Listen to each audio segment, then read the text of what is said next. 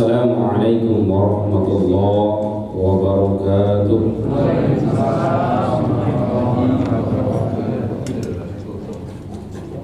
Alhamdulillahilladzi khalaqas samawati wal ardh wa ma bainahuma fi sittati ayyamin thumma istawa 'alal 'arsy. Asyhadu an la ilaha illallah wahdahu la syarika lahu wa asyhadu anna Muhammadan 'abduhu wa rasuluhu sallallahu alaihi wasallam la nabiyya ba'da. Faqala Allah ta'ala fil Qur'anil Karim, a'udzu billahi minasy syaithanir rajim. Bismillahirrahmanirrahim. Ya ayyuhan nas, inna khalaqnakum min dzakarin wa untha wa ja'alnakum syu'uban wa qabaila lita'arafu. Inna akramakum 'indallah atqakum. Innallaha alimun khabir. Shadaqallahul 'azim. Wahai manusia, sungguh kami telah ciptakan kamu dari seorang laki-laki dan seorang perempuan. Kemudian kami jadikan kamu berbangsa-bangsa, bersuku-suku, agar kamu saling mengenal. Sesungguhnya yang paling mulia di antara kamu di sisi Allah ialah orang yang paling bertakwa. Sungguh Allah Maha mengetahui dan Maha teliti. Yang sama-sama kita hormati Ketua Masjid beserta jajarannya, para tokoh, para alim ulama, bil khusus kepada para jemaah, bapak-bapak, ibu-ibu sekalian, ayahanda, bunda kandung yang dimuliakan oleh Allah. Alhamdulillah, pada maghrib ini kita masih diberikan rahmat oleh Allah sehingga kita bisa menunaikan kewajiban kita sebagai seorang mukmin, beribadah ke rumah Allah. Semoga ayah, semoga bunda yang terpanggil hatinya beribadah ke rumah Allah, yang terpanggil hatinya yang menghidupkan cahaya-cahaya Allah, setelah mereka beribadah, setelah mereka menghidupkan cahaya-cahaya Allah, memanjatkan doa mengetuk pintu langit, dan mereka duduk dalam kajian majelis ilmu, semoga kita yang hadir pada semua ini ketika wafat, Allah wafatkan dalam keadaan husnul khatimah. Ayah, bunda yang dimuliakan oleh Allah, ada sejarah yang mau saya sampaikan kepada kita semua. Sejarah ini sebenarnya panjang, tapi saya berusaha menyampaikan sejarah ini sesingkat-singkat mungkin karena waktu yang tidak memungkinkan. Yang saya sampaikan ini bisa dipertanggungjawabkan apa yang mau saya sampaikan ini, karena 3 tokoh yang berasal dari Sumatera Barat. Yang pertama adalah Buya Muhammad Nafir. Beliau adalah seorang tokoh, seorang ulama, dan seorang politik. Yang kedua adalah seorang Buya Hamka, bukan seorang tokoh politik, tapi beliau adalah seorang ulama. Yang ketiga, dia adalah seorang tokoh politik, tapi bukan seorang tokoh ulama, yaitu Bung Hatta. Sejarah ini berusaha saya sampaikan sesingkat-singkat mungkin, karena sejarah ini berhubungan dengan apa yang kita alami sekarang. Yang pertama, saya mulai dari tahun 1950. Buya Muhammad Natsir menjadi Perdana Menteri yang kelima di tahun 1950. Itu Buya Muhammad Natsir. Dan beliau mengundurkan diri menjadi Perdana Menteri di tahun 1951. Cuma 1 tahun Buya Muhammad Natsir menjadi Perdana Menteri. Apa yang menyebabkan Buya Muhammad Natsir mengundurkan diri menjadi Perdana Menteri? Ada 2 faktor utama yang Anda butuh. Yang pertama, tidak cocok dengan pemahaman pemikiran yang dibawa oleh Soekarno, yaitu nasakom, nasionalis komunis. Karena ketika itu tumbuh suburnya orang-orang komunis. Karena ketika partai PKI di zaman Soekarno itu tumbuh subur orang-orang pemahaman komunis. Yang kedua, di zaman eranya Soekarno, ketika itu sudah mulai dibatasi muslimah-muslimah kita berpakaian. Maka di zaman Orde Lama, masalah tutup aurat, masalah hijab itu sudah mulai dibatasi. Di tahun 1950, maka Buya Muhammad Natsir, beliau adalah seorang ulama juga seorang tokoh politik. Karena tidak mau bertentangan akidahnya dengan pemahaman yang dibawa oleh Soekarno, tidak mau bertentangan dengan syariat, maka Buya Muhammad Natsir mengundurkan diri menjadi Perdana Menteri. Dan kisah ini, sejarah ini tak boleh kita lupa. Harus kita sampaikan kepada anak-anak kita. Saya banyak bertanya, ternyata jarang orang yang mengetahui sejarah ini, ayah anda budi. Sejarah ini anak-anak kita harus tahu. Ketika Buya Muhammad Natsir mengundurkan diri menjadi Perdana Menteri, maka Soekarno tidak senang dengan apa yang dilakukan, sikap yang dilakukan oleh Buya Muhammad Natsir. Di luar pemerintah, Buya Muhammad Natsir tetap menyampaikan kebenaran ayat-ayat Allah. Maka ketika itu Buya Muhammad Natsir membentuk yang namanya PRRI, Persatuan Revolusi Republik Indonesia. Ditumpas, lalu Buya Muhammad Natsir dipenjarakan, keluar tahun 1966. Ketika Buya Muhammad Natsir keluar dari penjara, maka beliau membentuk yang namanya Partai Masyumi. Maka ketika dibentuknya Partai Masyumi, ideologi nasakom nasionalis komunis, pemahaman-pemahaman, karena Masyumi ini adalah salah satu partai yang berlandaskan Islam, maka ketika itu orang-orang di zaman Orde Lama terganggu, maka dibubarkan jugalah yang namanya Partai Masyumi. Kalau kita kaji sejarah Partai Masyumi, adalah salah satu partai yang besar ketika itu, ayah anda bentuk.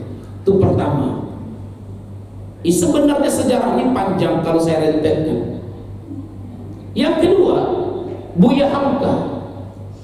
Buya Hamka bukan tokoh politik, tapi beliau adalah seorang ulama. Dan sejarah ini juga jarang anak-anak kita di zaman sekarang mengetahuinya. Apa sejarahnya di zaman Soekarno?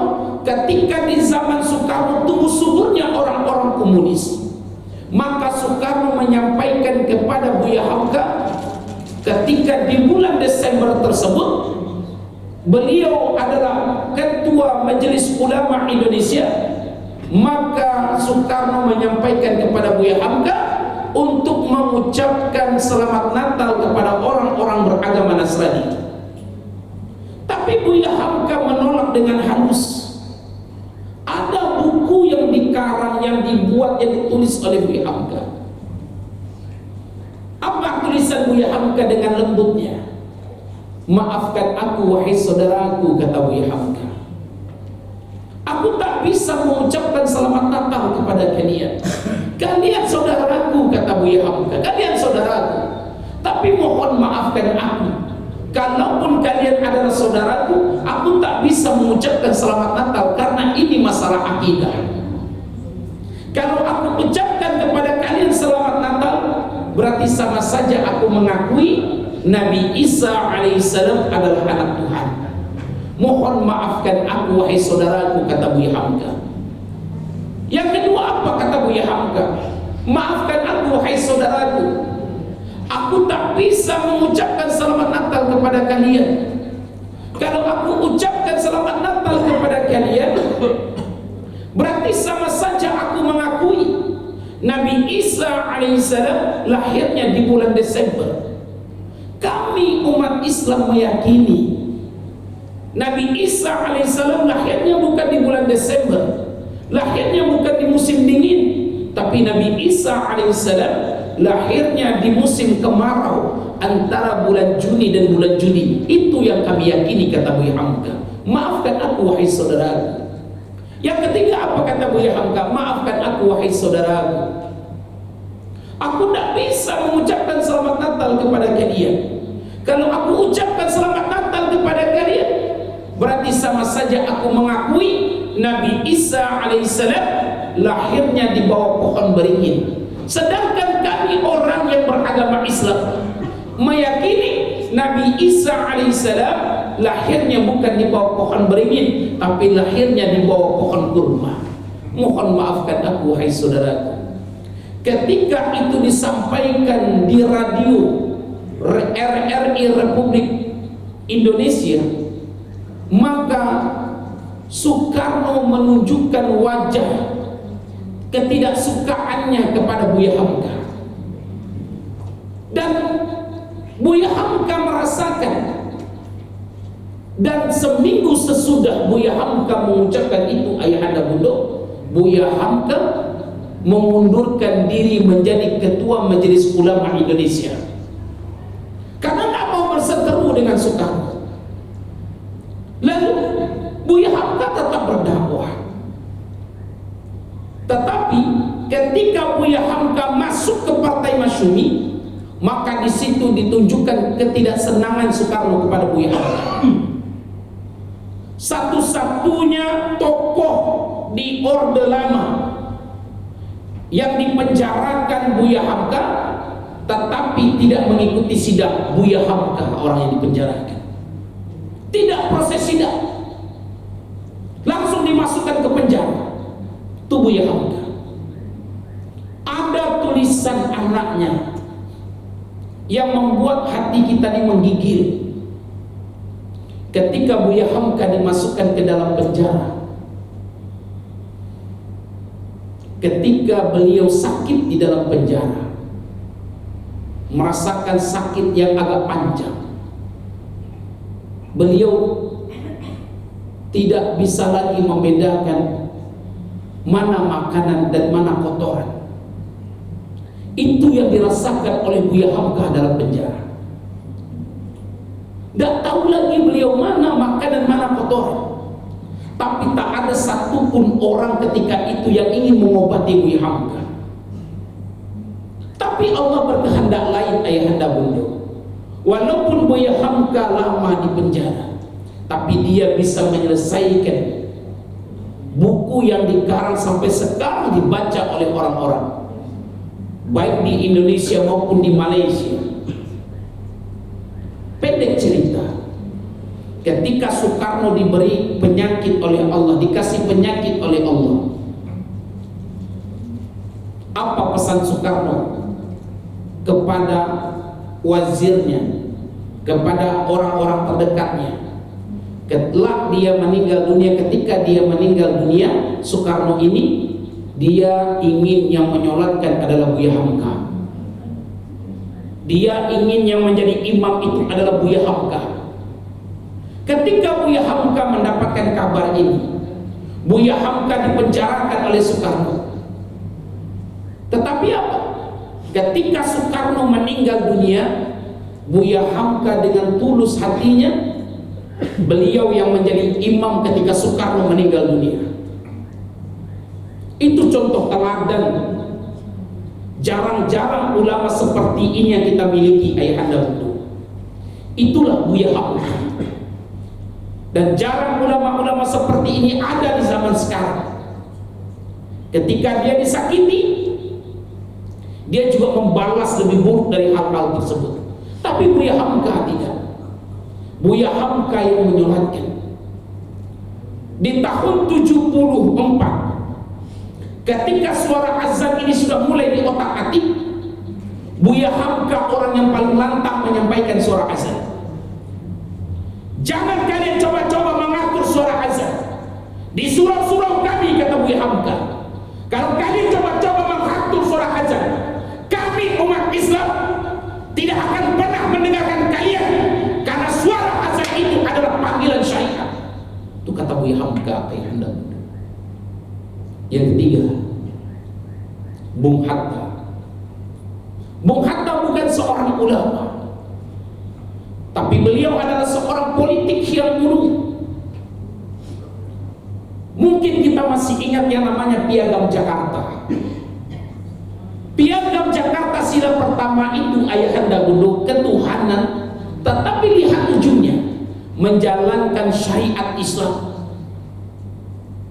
Orang semuanya membujuk Buya Hamka supaya sila pertama itu menjadi ketuhanan yang Maha Esa. Kenapa? Karena orang Buddha bertuhan, orang Hindu bertuhan, orang yang beragama Islam bertuhan, Tuhannya adalah Allah Subhanahu wa Ta'ala. Menetes air mata Bung Hatta menghapus tentang syariat Islam karena kecintaannya kepada negeri ini. Karena kita adalah hidup berbangsa-bangsa, kita hidup bersuku-suku, beragam bahasa, beragam budaya, maka dengan ikhlas dan tulus Buya Hamka menghapus syariat Islam di dalam Piagam Jakarta. Lalu apa?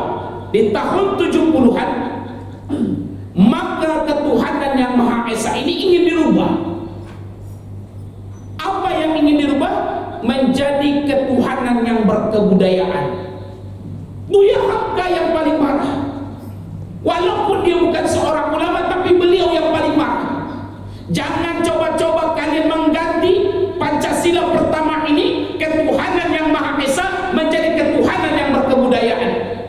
Kalau kalian ganti Pancasila pertama menjadi ketuhanan yang berkebudayaan, maka kembalikan Piagam Jakarta. Kami akan memeluk agama Islam sesuai dengan syariat.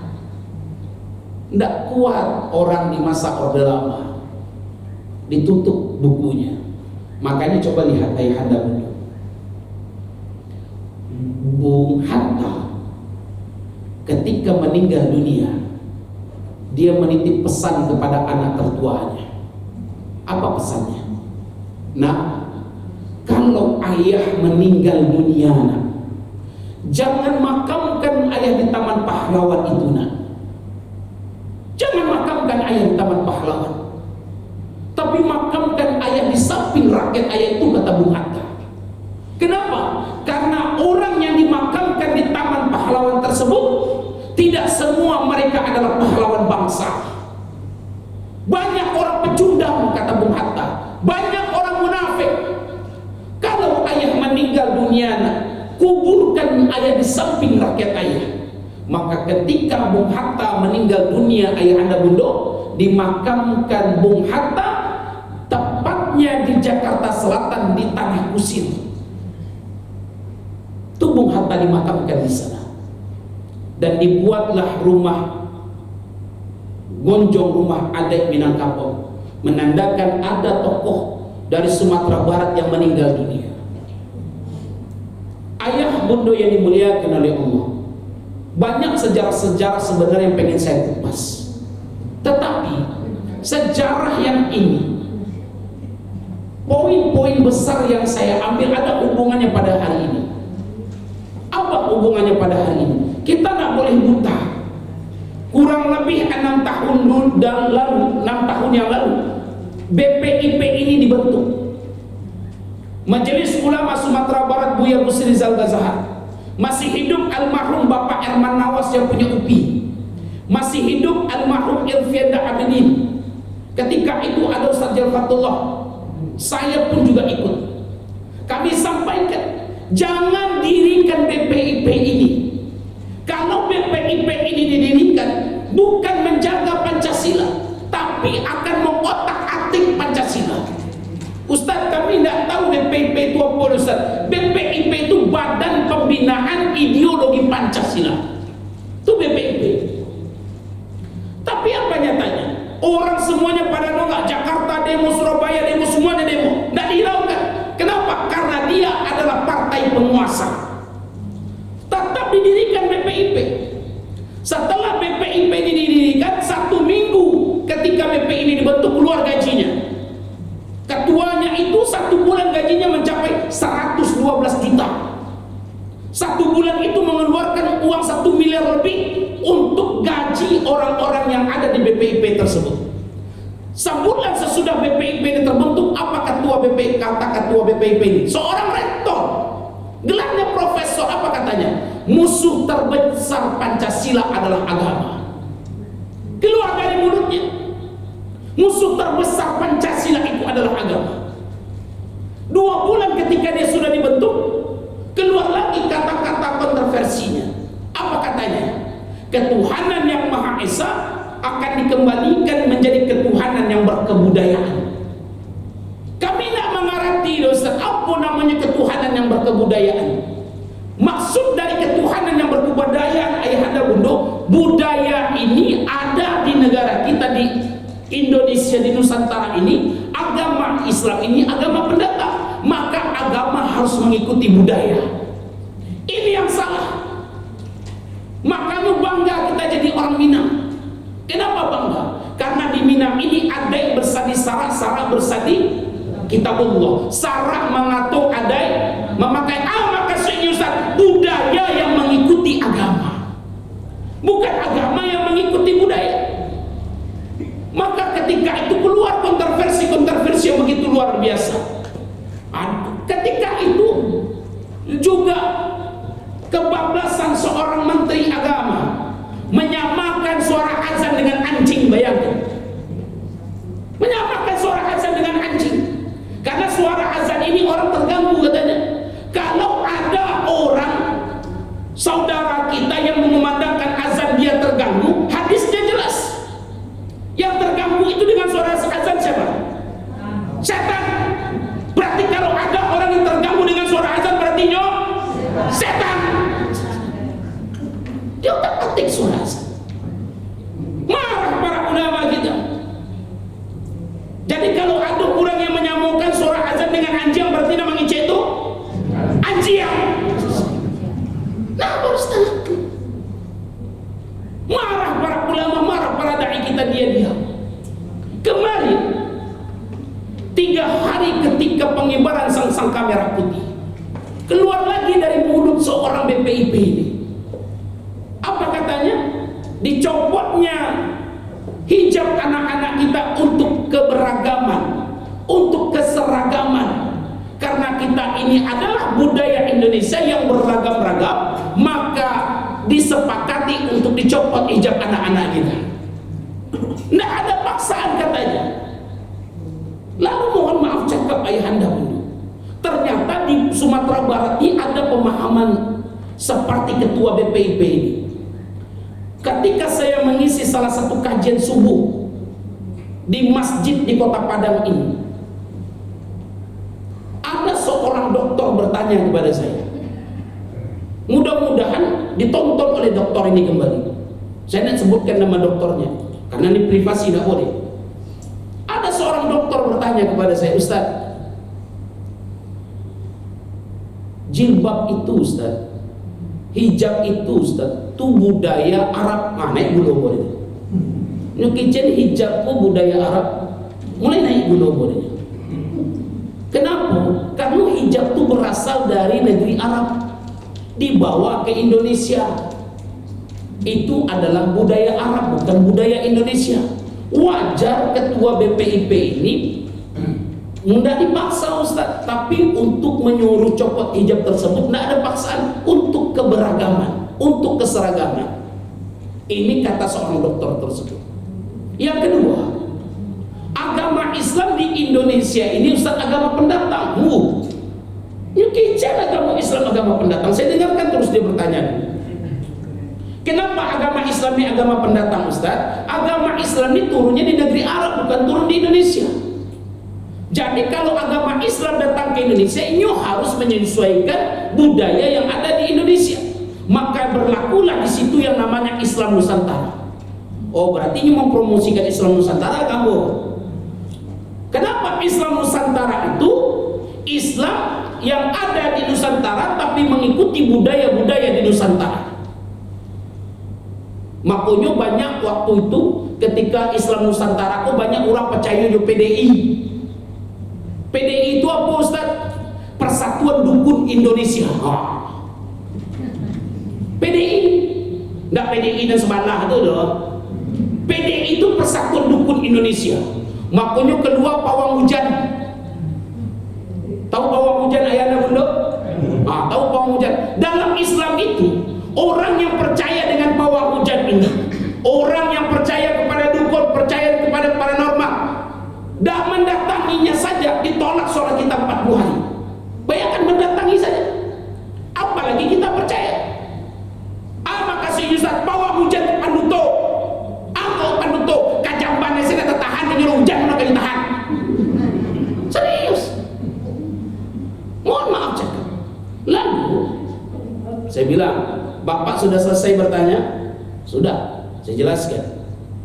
Pak, saya bilang, Bapak pernah mengkaji tentang surat Al-Baqarah, surat An-Nisa, tentang turunnya jilbab, saya bilang, tentang turunnya cara menutupi aurat perempuan di zaman Rasulullah. Nggak usah zaman-zaman dahulu, saya bilang. Di zaman Rasulullah saja. Di zaman Rasulullah, sebelum ayat ini turun, saya bilang, istri Rasulullah itu tanpa auratnya. Karena Zainab ini badannya besar, turun tuh ayat untuk menutupi auratnya. Maka berlaku hadis baginda Rasulullah SAW. Saya bilang, sebelum seorang perempuan itu masuk neraka, sebelum perempuan masuk neraka, saya bilang, ada 4 yang ditanya oleh Allah sebelum perempuan masuk neraka. Yang pertama siapa yang ditanya? Ayah laki-lakinya. Kenapa anak perempuan mau masuk neraka? Yang kedua yang ditanya siapa? Suaminya. Kenapa istrimu masuk neraka? Yang ketiga yang ditanya siapa? Saudara laki-lakinya. Kenapa saudara perempuan mau masuk neraka? Yang keempat yang ditanya siapa?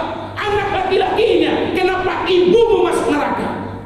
Jadi kalau ada anak perempuan kita yang menampakkan auratnya, maka ayah, suami, saudara laki-laki, anak laki-laki diminta oleh Allah pertanggungjawabannya. Karena menutup aurat itu wajib. Menutup kepala anak bapak ada perempuan, saya bilang, ada Ustaz. Menutup kepala itu wajib, saya bilang. Hanya kayak kusir kan? Wajib. Jadi kician kok masalah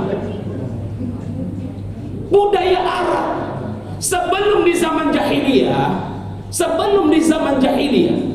maaf cakap, sebelum zaman jahiliyah, bayangkan di zaman Nabi Adam itu sampai ke zaman Nabi Muhammad SAW, kami meyakini seluruh para nabi, seluruh para rasul itu agamanya Islam. Lalu jangan dikatakan agama Islam ke Indonesia ini agama pendatang. Kenapa? Karena seluruh para nabi itu agamanya Islam. Dari zaman Nabi Adam sampai ke zaman Nabi Muhammad SAW. Ini pernah dijelaskan oleh ayah Habibana Rizik Syihab. Kenapa? Karena yang punya langit bumi ini adalah Allah. Walillahi ma fis samawati wa ma fil ardh. Allah yang mempunyai kerajaan langit dan bumi. Agama Islam ini datang dari langit, datang dari Allah. Jadi dimanapun agama Islam ini berada, maka agama Islam itu bukan agama pendatang. Karena agama itu langsung datang dari Allah. Kecuali agama yang dibuat oleh manusia, itu namanya agama pendatang. Orang Aceh tiba ke Sumatera Barat itu pendatang namanya itu. Orang Arab tiba ke Indonesia itu pendatang namanya itu. Orang Cina yang matosipek datang ke Indonesia itu pendatang namanya itu. Jadi kalau agama Islam jangan dikatakan pendatang, saya bilang. Di Eropa agama Islam ada, di Timur Tengah, di Nusa Tenggara ini ada. Itu agama Islam, bukan agama pendatang. Maka dan oleh karena itu ayahanda bunda yang dimuliakan oleh Allah Subhanahu wa taala. Kenapa? Karena di zaman Soekarno Islam ini sudah mulai diotak-atik. Syariat kita ini sudah mulai dibentur-benturkan. Lalu kenapa sekarang dia itu bangkit kembali? Karena partainya adalah partai penguasa. Makanya dia bangkit kembali. Nah, dan sejarah ini kita tidak boleh lupa, ayahanda bunda yang dimuliakan oleh Allah. Maka apa kata Bung Hatta? Kalau ingin kita merekat, merayakan 17 Agustus itu, cuma 2 yang harus dilakukan, kata Bung Hatta. Apa? Tingkatkan nasionalisme kita pada negeri ini. Maksudnya apa, ayahanda bunda? Mohon maaf cakap, saya tidak sepadan, tidak cocok dengan orang yang menyelenggarakan 17 Agustus itu memanjat pinang. Saya tidak cocok. Saya setiap tahun saya dakwahkan tuh. Sudah 2 tahun ini saya dakwahkan di Sumatera Barat. Baik saya ceramah ke Batam, baik saya ceramah ke Makassar. Kemarin saya di Malang, saya ceramahkan. Saya sampaikan tentang Panjat Pinang ini. Kaji sejarah Panjat Pinang ini saya bilang.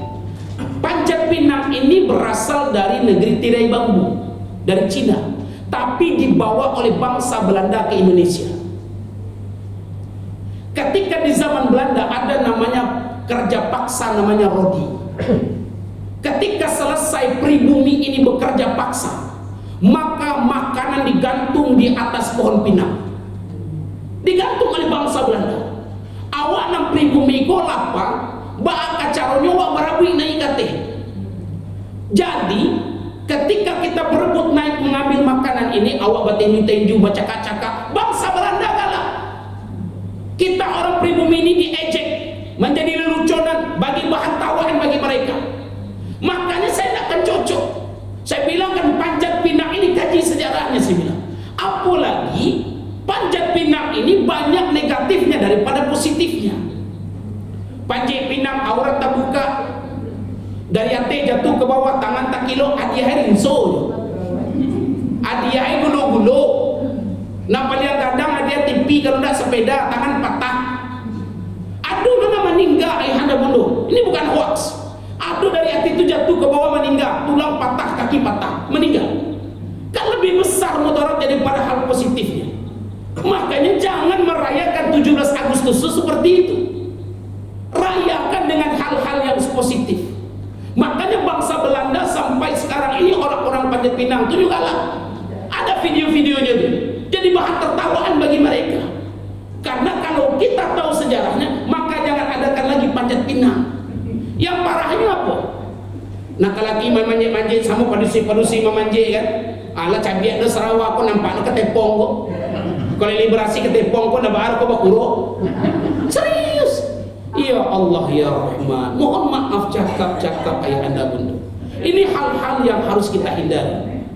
Lalu yang lebih parahnya apa ayahanda bunda? Ketika 17 Agustus kemarin, saya kan sering diundang untuk memberikan hadiah-hadiah ketika organ tokoh-tokoh itu diundang. Saya tidak pernah hadir. Saya bukannya apa-apa, saya tidak pernah hadir. Kenapa? Ketika jam 8 malam mulai pembukaan, ada sambutan. Jam 10 mulai musik, klip organ. Jam sebalik mulai terus buka-bukaan. Jam 1 malam mulai lampu mati, mulai klip.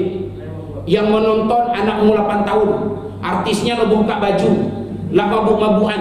Makanya mohon maaf, anak kini yang umur 10 tahun, kini utaknya lah mulai 20 tahun. Kenapa? Karena ditontonkan pornografi terus. Artis mulai buka baju, malam-malam buka bajunya. Kalau lihat rancak kulitnya, kok bapak nung? Serius. Maka ini tidak cocok dengan budaya Minangkabau ayahanda bunda. Tidak cocok. Dan kalau ini terus kita lestarikan, terus kita budayakan, maka bangsa kita bukan bangsa pemenang. Bangsa kita bukan bangsa pemenang, tapi bangsa kita adalah salah satu bangsa terjajah.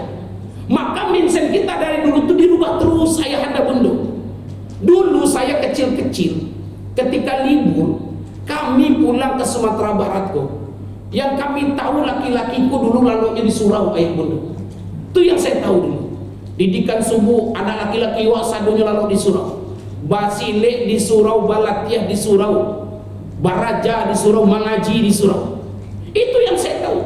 Maka untuk mengembalikan anak-anak kita mempelajari sejarah-sejarah dahulu kepada provinsi, saya sampaikan, siapapun besok orang yang terpilih, baik di wali kota Padang, siapapun yang terpilih, kembalikan muatan lokal yang ada di Sumatera Barat, yaitu pelajaran bab budaya alam Minangkabau, supaya anak awak tahu nan ampe, supaya anak awak tahu bahasa manan kareh manan lunak, supaya anak-anak awak tahu, keponakan-keponakan awak tahu ada istiadat Minang, tahu jonan ateh, tahu jonan bawah, tahu jonan lereng ayah anda pun. Kini indah tidak. Lalu lihat yang kita rasakan sekarang. Keponakan jadi niat mama main kowa bamantanan. Keponakan jadi niat mama main domino. Yang lebih parahnya, ketika saya mengisi kajian tabligh akbar di Jambi, saya mendapatkan WA. Ternyata ketika itu kurang lebih 1,5 bulan yang lalu, ada seorang ayah mengamili anak kandungnya.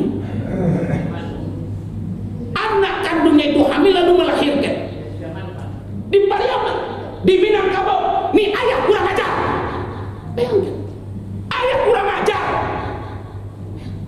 Tidak pernah saya mengetahui sejarah ini dahulu tidak ada ayah anda. Sekaranglah ada di ranah Minang. Sekarang. Dulu saya tidak pernah melihat, tidak pernah mendengar amak-amak 70 tahun nyomain song, nyomain judi. Tidak pernah saya melihat, tidak pernah saya mendengar. Tapi sekarang ada. Kenapa? Karena budaya kita itu dirasuki oleh orang-orang Eropa. Mindset kita itu dirubah semuanya. Dan sejarah ini perlu kita kembalikan kepada anak-anak kita, supaya dia mengerti, oh gini loh sejarah. Oh ini loh Buya Muhammad Nathir, oh ini loh Buya Hamka, oh ini loh Bung Hatta. Orang yang berani memperjuangkan syariat. Lalu sekarang syariat kita itu otak-atik ayah anda bunda. Ada ayat yang begitu indah, yang begitu cantik dalam surat Al-Bainah. Innal ladzina amanu wa amilus solihat ulaika hum khairul bariyah. Orang yang beriman itu, kata Allah, mereka yang mengerjakan kebajikan. Kebajikan itu apa maksudnya dalam kitab Bukhari bin Ulum? Mereka mencintai karena Allah, mereka saling mendoakan karena Allah, mereka saling bantu-membantu karena Allah. Ulaika hum khairul bariyah. Ini adalah sebaik-baiknya makhluk. Kalau Allah katakan kita sebaik-baiknya makhluk, jazaohum 'inda rabbihim jannah. Balasan bagi mereka adalah surganya Allah Subhanahu wa taala. Radhiyallahu anhum wa radu an. Allah ridho dan mereka pun ridho. Allah ridho atas apa yang diperintahkannya, lalu mereka pun ridho atas apa yang diperintahkan oleh Allah, dan mereka melaksanakannya dengan iman dan takwa. Tapi sekarang tidak itu ayah anda bunda. Lah tidak. Makanya mohon maaf cakap, banyak orang sekarang yang menggadaikan akidahnya demi jabatan, menggadaikan akidahnya demi kedudukan, menggadaikan akidahnya demi kekuasaan. Bung Hatta, walaupun dia bukan seorang ulama, tapi tidak mau tergadaikan akidahnya demi jabatan. Lebih baik dia mengundurkan diri daripada akidahnya tergadaikan. Buya Hamka, walaupun dia bukan seorang politik yang ulu, beliau adalah seorang ulama. Lebih baik dia mengundurkan diri menjadi ketua Majelis Ulama Indonesia daripada akidahnya tergadaikan. Buya Muhammad Nathir, daripada akidah tergadaikan demi kedudukan, demi jabatan, maka ketika itu dia mengundurkan diri. Cuma 1 tahun dia menjadi Perdana Menteri. Kenapa? Karena akidahnya dipertahankan. Dan sekarang kita tidak. Cumalah cari yang bisa. Mohon maaf cakap, minta waktu sedikit lagi ya. Bisa? Lihat, setiap adanya calon-calon wali kota maupun gubernur maupun provinsi, pemilihan DPR maupun provinsi maupun kabupaten kota saya jelaskan. Dari masjid ke masjid saya jelaskan. Apa saya maksud? Mohon maaf cakap ayahanda bunda. Jangan dipilih yo calon-calon pemimpin tuh rumahnya udah kayak masjid tapi dia nggak pernah sholat ke masjid. Jangan dipilih juga. Waktunya mencalonnya rajin ke masjid. Kalau tidak mencalon jangankan ke masjid, awak telepon sini tukar nomor HP. Mohon maaf cakap. Itu ciri-ciri pemimpin yang nantinya kalau dia duduk maaf cakap yang akan menyakiti hati rakyat. Jadi pilih pemimpin yang model itu. Ustaz, inyo ke masjid ambo saja balik karpet Ustaz. Walaupun dia tidak pernah ke masjid itu, pengen membeli karpet, boleh tak karpet itu dia biasa ambil. Tapi ketika pencoblos saja dicucuin bang hidung itu. Awak cucu juga. Mohon maaf ayahanda bunda itu. Walaupun di sana awak sekalipun. Kan ada orang kampung ijak mau dekoma. Siapa kami pilih Ustaz. Kalau nak di sana kami. Inyo nak kami majuan kampung awak. Oh, diri saya nak tahu urus di inyo nak kampung nak kanya majuan. Maka si inyo saya nak solat dah. Kampung nak kanya urus, diri saya nak tahu urus dah. Kan ada orang mengicik nama dekoma ayah bunda Ustaz. Ambo yo nak solat tetapi ambo nak do penuturo. Orang solat je lah ibaduto, apalagi orang yang indah. Berarti orang nak solat tu baduto je karajo itu mah. Aja dipilih saja dicucukin uang itu. Serius ayah anda pun. Karena memilih pemimpin itu masalah akidah. Nah, dan oleh karena itu ayah bunda yang dimuliakan oleh Allah. Sebelum saya tutup ada yang bertanya ayah bunda? Yang bertanya? Atau saran? Tidak ada? Cukup ya? Cukup. Semoga ayah bunda selalu diberikan kesehatan oleh Allah. Allah datangkan rahmatnya kepada kita semua. Allah datangkan keberkahannya. Semoga rumah Allah ini menjadi asbab bagi kita untuk masuk ke surganya Allah. Amin ya rabbal. Kurang lebihnya mohon maaf. Assalamualaikum warahmatullahi wabarakatuh.